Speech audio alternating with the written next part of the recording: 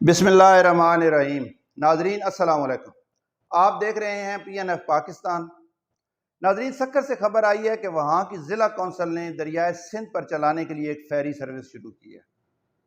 जो कि सक्कर से लेकर रोड़ी तक चलेगी। ये सर्विस मकामी नकलो हमल को बेहतर बनाने और ज़्यादा से ज़्यादा सियाहों को इलाके का दौरा करने की तरगीब देने के लिए शुरू की जा रही है। इससे पहले पाकिस्तान में दरियाओं को क्रॉस करने के लिए तो किश्तियाँ वगैरह चलती हैं, लेकिन दरिया के रुख पर बहाव के रुख पर या उसके मुखालिफ यानी लंबाई में कोई ऐसी सर्विस मौजूद नहीं है। सक्कर और रोड़ी के दरमियान इस सर्विस को चलाने के लिए ज़िला कौंसिल के पास 6 अदद किश्तियाँ मौजूद हैं। सफ़र का ये नया तरीका वहाँ रहने वाले लोगों के लिए इंतहाई मुफीद है और ये भी ज़ाहिर करता है कि दरियाए सिंध सियाहों के लिए एक पुरकशिश और मज़ेदार जगह हो सकता है। ज़िला कौंसिल के सरबराह इस मंसूबे के हवाले से बहुत ज़्यादा पुरजोश हैं और नाजरीन, हम आपको इस वीडियो में ये भी बताएंगे कि अंग्रेज़ दौर से लेकर अब तक दरियाए सिंध में कब कब छोटे जहाज़ और किश्तियाँ चलाने की कोशिश की गई और क्या मुस्तकबिल में भी दरियाई सफ़र मुमकिन हो पाएगा। सक्कर ज़िला कौंसिल के सरबराह का ख्याल है कि इस फेरी सर्विस से इलाके को बेहतर बनाने और ये ज़ाहिर करने में मदद मिलेगी कि ये इलाका कितना खूबसूरत है। इस तजर्बे को मज़ीद बेहतर बनाने के लिए उन्होंने दरिया के दोनों जानिब आराम करने के लिए रेस्ट एरियाज़ भी बनाए हैं और प्लान किए हैं, जहां मुसाफिर फेरी सर्विस की सवारी के दौरान आराम कर सकेंगे और वहां पर हो सकता है रिफ्रेशमेंट और इस तरह के होटल्स वगैरह भी खुल जाएं। सक्कर और इर्द गिर्द के लोगों में इस नई सर्विस के हवाले से खासा जोश पाया जाता है और उनके ख्याल में इन तफरीही इक़दामात में इजाफ़ा करना बहुत अच्छी बात है, जो इलाके के लिए बहुत ज़्यादा फ़ायदेमंद है। ये फेरी सर्विस बाकी ट्रांसपोर्टेशन के ज़राए से मुनफरिद है और लोग यकीनन इससे लुत्फ़अंदोज़ होंगे। नाज़रीन, दरियाए सिंध में तारीख़ी तौर पर स्टीमर वगैरह चलते रहे हैं। 1823 में पहली बार स्टीम इंजन से चलने वाली किश्तियाँ सक्कर और रोड़ी के दरमियान चलाई गईं। इसी तरह कालाबाग और अटक के दरमियान भी कैरियर सर्विस चलती रही है। 1869 में जब नहर सवेज की तामीर हो रही थी तो समुंदर पर कराची के मकाम पर अंग्रेज़ों ने कराची बंदरगाह को तरक्की दी और अंदरूनी सिंध दरियाए सिंध पर चलने वाली स्टीमर सर्विस को के ज़रिए नकलो हमल जो थी उसके रवाबित को भी बेहतर किया। ये सिलसिला आगे बढ़ता, लेकिन बरतानवी इंजीनियर्स ने आबपाशी की नहरों में ज़्यादा दिलचस्पी ली और उन्होंने ये देखा कि नहरों की तामीर में ज़्यादा इक़्तिसादी सलाहियत मौजूद है और नकलो हमल के लिए रेलवे को इस्तेमाल किया जा सकता है। तो ज़ाहिर है नकलो हमल के लिए फिर रेलवे को तरजीह दी गई और 1871 में दरियाई ट्रांसपोर्ट को ख़त्म कर दिया गया और फिर दुनिया का सबसे बड़ा नहरी निज़ाम जो दरियाए सिंध और पंजाब के दीगर दरियाओं की मदद से बनाया गया है और जिसको IBIS Indus base irrigation system का नाम दिया गया है, ये नहरी निज़ाम जो है दुनिया का सबसे बड़ा नहरी निज़ाम बनकर उभरा। इस नहरी निज़ाम की वजह से दरियाओं में पानी की वो रवानी या वाफिर मिकदार न रही जो दरियाई नकलो हमल के लिए काफ़ी होती है। लेकिन नाजरीन, IBIS यानी इंडस बेसन इरीगेशन सिस्टम जो है ये दुनिया में कारकर्दगी के लिहाज से कोई इतना अच्छा सिस्टम नहीं है, यानी इसमें बहुत ज़्यादा पानी इस्तेमाल होता है और उसकी जो एफिशिएंसी है वो उस कदर नहीं है। तो इसको मज़ीद बेहतर बनाया जा सकता है, इसकी एफिशिएंसी को या इफ़ेक्टिवनेस को बेहतर करके बहुत सारा पानी बचाया जा सकता है और ये वाफिर पानी जो है दरियाओं में नकलो हमल के लिए दस्तयाब हो सकता है। नाजरीन, पाकिस्तान में इंडस इनलैंड वाटर सिस्टम के हवाले से काफ़ी रिसर्च हो चुकी है और हुकूमत पंजाब ने CPEC के तनाज़र में 2015 के दौरान एक पायलट प्रोजेक्ट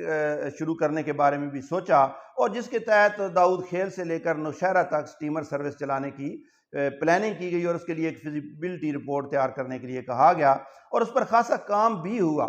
कोई टेस्ट रन वगैरह भी सुनाया हुआ, लेकिन उसके बाद उस पर कोई फिर पेशरफ्त नज़र नहीं आती और ये पहली बार नहीं हुआ, बल्कि इससे पहले भी मुतअद्दिद बार ऐसी स्टडीज़ कंडक्ट की गई, लेकिन उन पर बात आगे न बढ़ सकी और अमली तौर पर कुछ ना हो सका। इस वक्त भी कोई मुकम्मल और कम्प्रीहेंसिव किस्म की स्टडी मौजूद नहीं है जिसके ऊपर अमल किया जा सके। लेकिन नाजरीन, दुनिया भर में दरियाई ट्रांसपोर्ट से बहुत ज़्यादा फ़ायदा उठाया जाता है। जैसा कि इस टेबल में भी आप देख सकते हैं کہ صرف ہالینڈ، جس کا ٹوٹل ایریا ہی 40,884 مربع کلومیٹر ہے، وہاں پر 6,000 کلومیٹر کے نیویگیشنل چینل موجود ہیں، جو کہ وہ پورے ملک کی اگر چوڑائی ناپی جائے تو اس کی چوڑائی سے تقریباً 48 گنا زیادہ ہے، 48 ٹائمز زیادہ ہیں اس سے۔ تو دریائی یا بحری ٹرانسپورٹ جو ہے یہ دنیا میں سب سے سستا ذریعہ ہے، اور اس کے ذریعے اشیاء کو ایک جگہ سے دوسری جگہ لے جانے کے لیے بہت زیادہ بچت ہوتی ہے۔ مثال کے طور پر اگر آپ 1 ٹن وزن جو ہے اس کو زمینی ٹرکوں یا ٹرالرز کے لیے ایک جگہ سے دوسری جگہ لے جانا چاہیں گے تو 1 لیٹر فیول کے اندر آپ 21 کلومیٹر کا فاصلہ طے کر پائیں گے۔ اسی طرح جب ریل کے ذریعے یہ سامان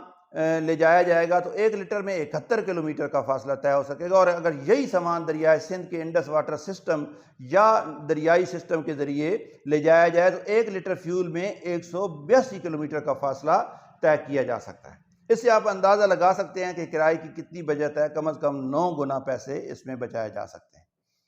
اس کے علاوہ بھی اس کے بے شمار فوائد ہیں۔ آپ کے روڈز پر سے بڑے بڑے ٹرالرز کا بوجھ ختم ہو سکتا ہے، اور اس سے ان کی سڑکوں کی لائف بھی یقیناً بڑھ سکتی ہے۔ پاکستان میں پچھلے 15 سالوں میں سامان کی نقل و حمل کی ٹریفک میں بہت زیادہ اضافہ ہوا ہے، اور سی پیک مکمل ہونے کے بعد اس میں مزید اضافے کی توقع ہے۔